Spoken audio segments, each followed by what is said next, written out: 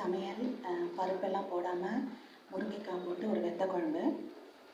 அது எப்படி பண்ணியிருக்கேன்னா, புளித்தண்ணி தேவையான அளவு கரைச்சி விட்டு அதில் முருங்கைக்காய் 2 கட் பண்ணி போட்டு தேவையான அளவு மஞ்சள் பொடி, உப்பு, பெருங்காயம் போட்டு சாம்பார் பொடி 1 டேபிள் ஸ்பூன் போட்டிருக்கேன். அது நல்லா கொதிச்சோடனே அரைக்கிறதுக்கு கடலைப்பருப்பு, மல்லி, வெந்தயம், முழு உளுத்தம்பருப்பு, துவரம்பருப்பு, கொஞ்சம் ஜீரகம், கொஞ்சம் மிளகு, ஒரு 4 மிளகு, காஞ்ச மிளகா காரத்துக்கு ஏற்ற மாதிரி நான் ஒரு 5 காஞ்ச மிளகா போட்டுருக்கேன். எல்லாமே சேர்ந்து வறுத்து தேங்காய் ஒரே 1 டேபிள் ஸ்பூன் தேங்காய் அதையும் வறுத்துட்டு லேசாக அதுக்கப்புறமா அரைச்சிட்டு அந்த அரைச்ச விழுதை அந்த புளித்தண்ணி நல்லா புளி வாசனை போய் கொதிச்சு முடிச்ச உடனே இந்த அரைச்ச விழுதை அதில் போட்டு ஒரு கொதி வந்தோடனே இறக்கி கடுகு, உளுத்தம்பருப்பு, கடலைப்பருப்பு, துவரம்பருப்பு, வெந்தயம் தாளிச்சிருக்கேன் கருவேப்பிலையோட. இது அரைச்சி விட்ட ஒரு வத்த குழம்பு. இந்த பக்கம் வாழைக்காய் ரோஸ்ட்டு பொரியல். இதுதான் இன்றைக்கி சமையல்.